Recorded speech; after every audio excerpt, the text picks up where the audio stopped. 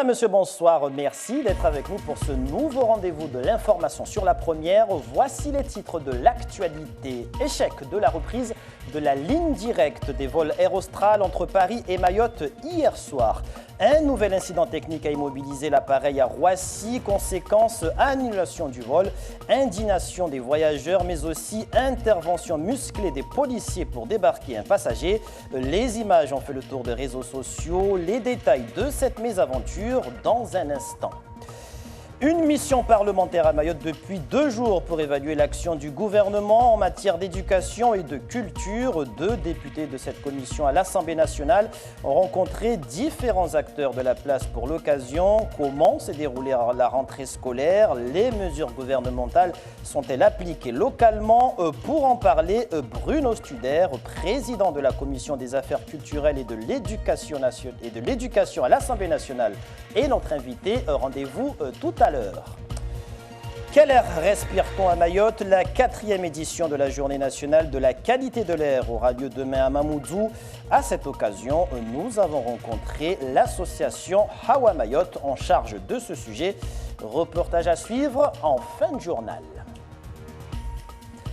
Plusieurs dizaines de passagers d'Air Austral pris en otage par la compagnie depuis hier à Paris suite à un énième incident de son appareil. Les passagers ont dû dormir dans l'aéroport Charles de Gaulle. Retour sur cette nuit très agitée avec Alda Alidi et Fahar Housseni. Voilà comment Air Austral nous remercie avec 5 jours de retard. Voilà comment il nous remercie. Il est près de 2 heures du matin. Dans le vol Paris-Mayotte, le ton est à l'insurrection. Des policiers tentent de débarquer un passager. L'individu a été signalé par les agents d'escale de la compagnie Air Austral. Il serait ivre. Mais après 5 heures d'attente et d'informations contradictoires, c'est l'incident de trop. Avant l'embarquement, il y avait un professeur Nzungu qui a crié avant l'embarquement que les Maoris devaient demander vos droits. On doit vous indemniser à la hauteur des temps. Les passagers refusent que l'homme soit débarqué. Des témoins racontent.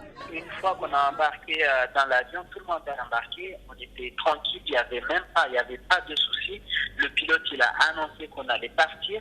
Et c'est là que le personnel de Air Austral a fait intervenir la police pour débarquer le passager. Le passager en question, quand il était dans son siège, il dormait, il n'était pas du tout violent. On s'est soulevé pour dire il faut arrêter parce que ça c'est une intimidation, c'est parce qu'il a osé réclamer ses droits et après en fait voilà ce qu'on lui démontre, un rapport de force.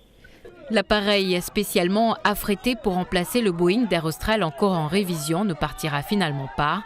Pour des raisons de sécurité, le commandant refuse de décoller dans ces conditions. Un motif de colère supplémentaire pour les passagers qui, au lendemain de l'incident, se plaignent de conditions d'attente épouvantables. Depuis hier soir, on n'a rien mangé, on est descendu de l'avion, nous avons descendu de l'avion à 2h30. À 2h30, il faut savoir qu'à Charles de Gaulle, tous les hôtels et McDo sont fermés. Alors, on est resté sans manger. On nous a fait descendre, on est sorti sur les halles d'embarquement, la salle d'attente, sans information au niveau de la compagnie. Sans information. Et c'est à ce moment même que je vous parle qu'on est en train de prendre le ticket de petit déjeuner.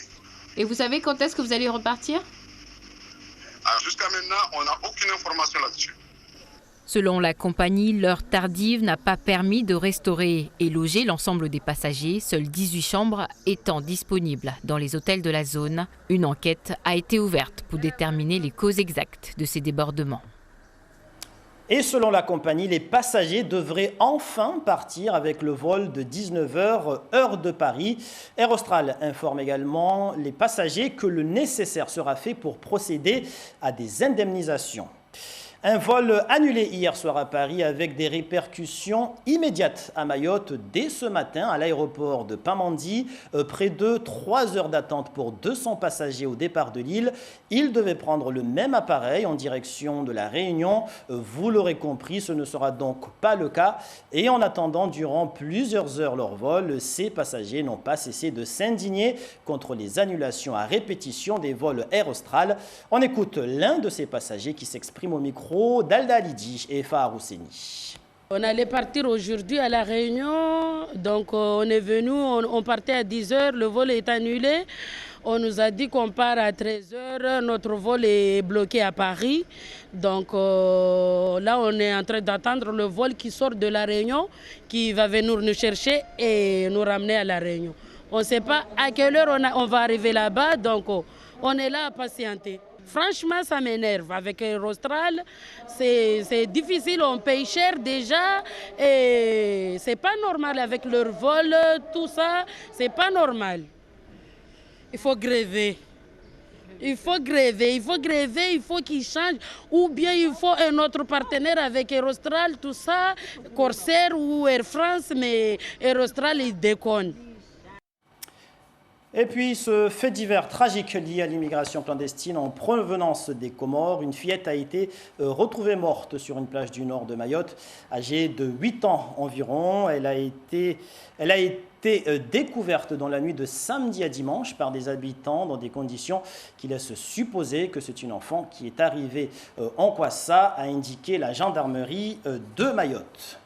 Je vous l'annonçais en titre, une mission parlementaire est actuellement à Mayotte depuis dimanche. Bruno Studer et Régis Joannico, respectivement députés du Bas-Rhin et de la Loire, sont donc dans le département pour un travail d'évaluation et de contrôle du gouvernement. Comment la rentrée scolaire s'est-elle déroulée à Mayotte? Les mesures en matière d'éducation et de culture sont-elles appliquées localement? Des réponses que les parlementaires sont venus chercher auprès des acteurs locaux. Et pour en parler, nous recevons le président de la Commission des affaires culturelles et de l'éducation à l'Assemblée nationale, Bruno Studer. Bonsoir. Bonsoir. Alors, comme je viens de le dire, vous avez donc rencontré plusieurs acteurs éducatifs, sociaux, politiques dans le cadre de votre mission. Qu'en est-il ressorti de ces rencontres? Alors, on a encore des rencontres et des auditions demain. Ce qui en ressort, c'est un premier regard sur la façon dont s'est déroulée la rentrée scolaire à Mayotte, puisque c'est quand même ça l'objectif principal de cette mission, avec des situations très contrastées, mais aussi avec des choses qui avancent. On voit que le dédoublement des CP, avec cette mesure très importante que Jean-Michel Blanquer a mise en place, se fait. Alors pas partout avec des profs en solo et 12 élèves. Dans un bon nombre de cas, c'est en duo, mais en tous les cas, les classes de CP de toute l'île de Mayotte aujourd'hui sont dans des conditions très favorables pour l'apprentissage. On voit que c'est beaucoup plus difficile en ce qui concerne le CE1, parce que normalement cette année, à la rentrée, les CE1 en REP+, devaient être également dédoublés, mais on se rend compte, en venant ici, que les conditions matérielles parfois le rendent tout simplement impossible, parce qu'il y a encore des écoles qui sont en rotation, et donc parfois avec 4 classes différentes qui fréquentent finalement la même salle. Donc tout n'est pas encore tout à fait ce qu'on attend, mais on constate aussi que les choses avancent. On a vu des établissements qui étaient dans des conditions, c'est vrai, difficiles. On a aussi vu des collèges, des lycées, des écoles primaires très bien équipées, avec des très belles équipes pédagogiques. Et puis, il faut rappeler quand même que près de 350 postes ont été créés pour cette rentrée à Mayotte, et que malgré tout, les difficultés à recruter des enseignants qui sont là, on a pu le constater, les élèves ont des professeurs en phase 2, des professeurs qui continueront à être formés tout au long de l'année. Donc, on a pu, c'est vrai, bien percevoir les difficultés de ce territoire, de ce département. Mais il faut aussi voir que les choses avancent. elles avancent peut-être trop lentement pour la population, mais le gouvernement, le Parlement est très attentif à ce qui se passe ici et c'était le but de cette mission. Avec des classes notamment surchargées, jusqu'à 40 élèves par classe. Les établissements sont surchargés de ce fait, et notamment lié avec ce fléau de l'immigration clandestine, qui a donc ses conséquences également au niveau de l'éducation nationale. Quelle solution justement pour aider ces établissements et les communes notamment par rapport à cela? Écoutez, c'est une situation qu'on ne peut pas nier aujourd'hui, que l'immigration, et notamment l'immigration clandestine, rendent la situation encore plus difficile à gérer. Pour autant, nous arrivons quelques mois après une crise comme Mayotte n'en avait pas connue depuis longtemps. Entre-temps, un préfet qui connaît très bien les Outre-mer, qui connaît très bien Mayotte, est arrivé avec un plan d'action qu'il s'attache aujourd'hui à concrétiser. J'ai pu voir à l'œuvre comment tous les services de l'État sont mobilisés.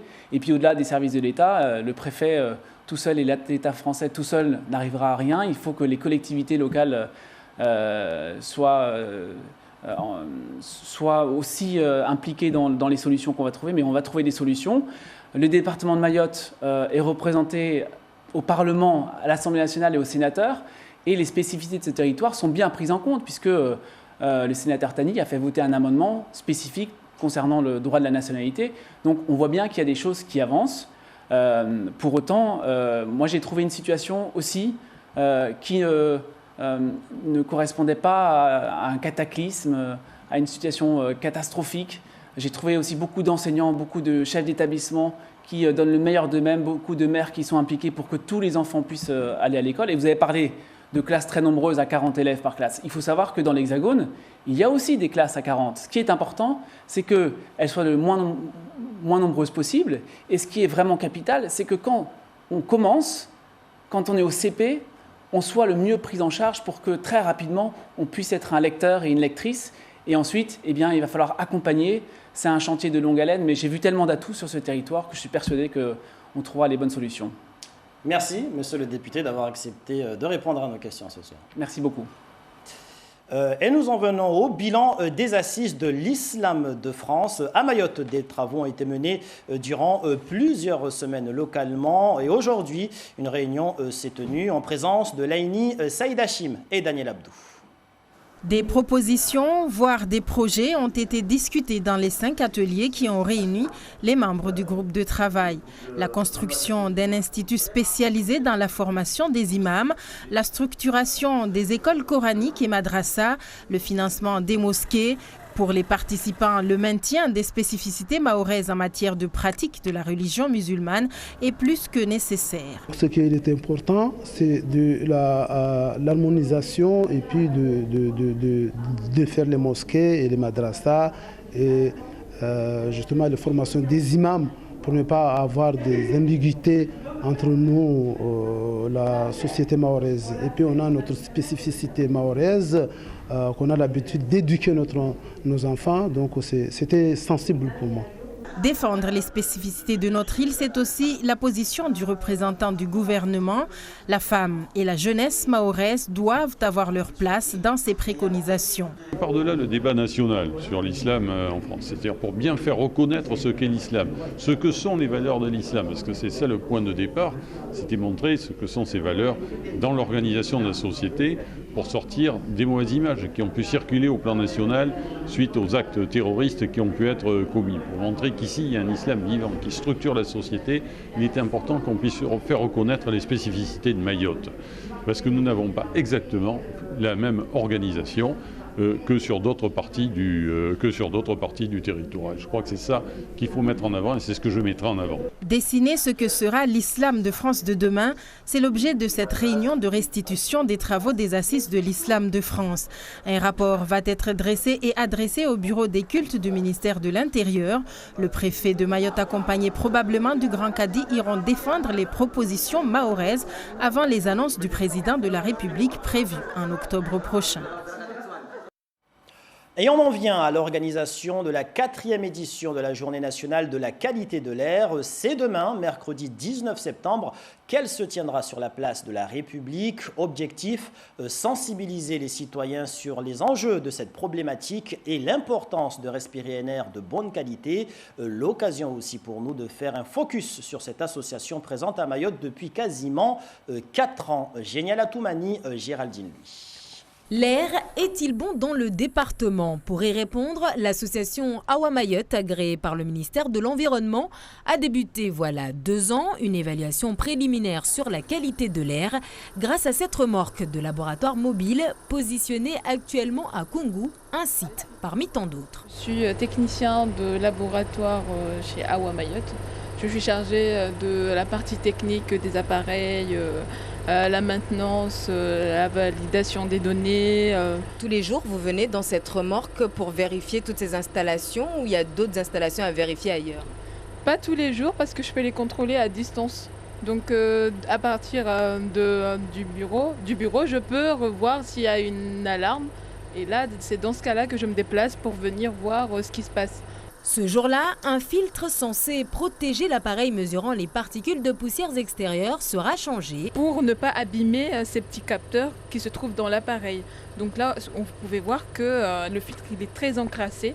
C'est donc autant de particules fines invisibles dans l'air que nous inhalons. Cet appareil, ainsi qu'un autre situé à Kombani, mesure essentiellement les polluants réglementés, à savoir le dioxyde de soufre, d'azote, l'ozone, le monoxyde de carbone, mais aussi les pesticides dans l'air ambiant, pour ne citer que cela. Leur présence en trop forte quantité dans l'atmosphère nous donnera un indice sur la qualité de l'air. Les premières mesures réglementaires ont montré de bons résultats. On peut dire que la qualité de l'air sur Mayotte est bonne. Après, il va exister des points noirs comme, on s'en doute, la circulation et le fort trafic sur la zone de Mamoudzou et qui irait de Koungou jusqu'à Tsunzu.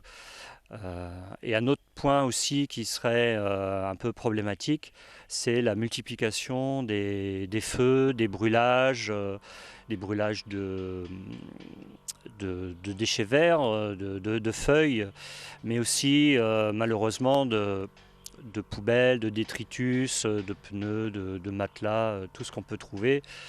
Et ça c'est problématique car brûler ce type de plastique et tout ça entraîne des gaz très toxiques. D'où la nécessité d'avoir une cartographie sur la pollution atmosphérique à Mayotte afin d'orienter à terme les politiques publiques à mettre en place en cas de dégradation de la qualité de l'air, d'autant que certains polluants peuvent agir sur la santé à court ou long terme. Et puis pour toute information supplémentaire, vous pouvez aussi vous rendre sur le site de Awa Mayotte, awa-mayotte.fr. Musique pour terminer, si le public de Mayotte a été privé par le conseil départemental du concert du groupe Kassav en raison d'une bourde administrative, d'autres ont eu la chance et la joie de le voir en concert. C'est le cas du public en Angola. Sur place, le succès du zouk est phénoménal. Un succès qui remonte au milieu des années 80 lorsque Kassav donnait son tout premier concert. Le groupe antillais a d'ailleurs retrouvé un peu de cette ferveur lors d'un show à Luanda, la capitale angolaise. Voyez l'ambiance avec Angélique Lebouté et Kelly Pujard. Acclamés dès la sortie de l'hôtel, Jocelyne Béroard et Jacob Desvarieux retrouvent avec un plaisir évident le public angolais. Des visages adolescents, des cris stridents. Les années passent, mais le succès de Kassav est intact. Je suis contente de voir que justement les générations changent. Les jeunes qui sont peut-être les enfants des jeunes de 1985 sont adultes Kassav aussi pareillement. Voilà. 33 ans plus tard, l'événement qui ramène Kassav en Angola est de moindre importance. Rien n'égalera jamais le tout premier concert ici. Un succès phénoménal que les membres historiques du groupe ne sont pas prêts d'oublier. C'est la première fois qu'on est arrivé dans un stade où on était, l'image un peu comme le pape dans sa papa mobile, sur un char avec 100 000 personnes dans un stade qu'on découvrait ça, parce qu'aux Antilles, même chez nous, on n'avait jamais vécu ça. Cette fois-ci, seuls quelques milliers de personnes étaient présentes pour applaudir le groupe antillais. Qu'importe, avec Jean-Philippe Martelly à la baguette, la magie opère. Dans le public, beaucoup de jeunes qui ont reçu l'amour de Kassav en héritage.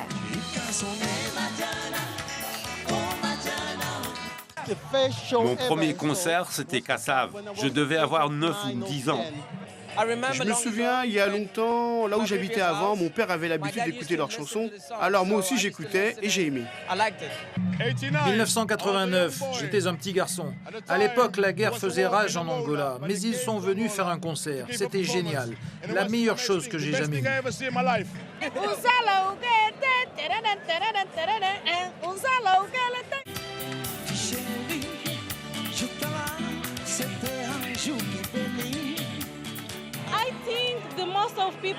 Je pense que la plupart des gens en Angola connaissent Kassav.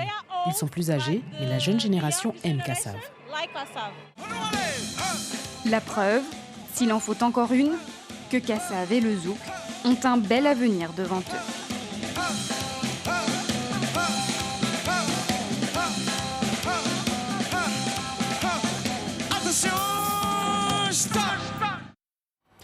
Et c'est sur cette note musicale que nous refermons cette édition, une édition marquée par cet énième incident technique survenu sur un appareil d'Air Austral. Le vol direct d'hier soir au départ de Paris a été annulé, conséquence colère des passagers qui ont dû dormir à l'aéroport Charles de Gaulle. À Mayotte, plusieurs vols de la compagnie ont été retardés ce mardi. D'après la compagnie aérienne, les passagers bloqués à Paris devraient enfin partir à 19h, heure de Paris. Merci pour toute votre fidélité à ce journal, vous qui nous suivez en télé, radio et sur notre page Facebook. Dans un instant, vous avez rendez-vous avec Abdou Kafé Mohamed qui aura le grand plaisir de vous présenter le journal en maoré. L'info sera de retour demain à 5h en radio et à 13h en télé. Passez une très bonne soirée sur La Première. À demain.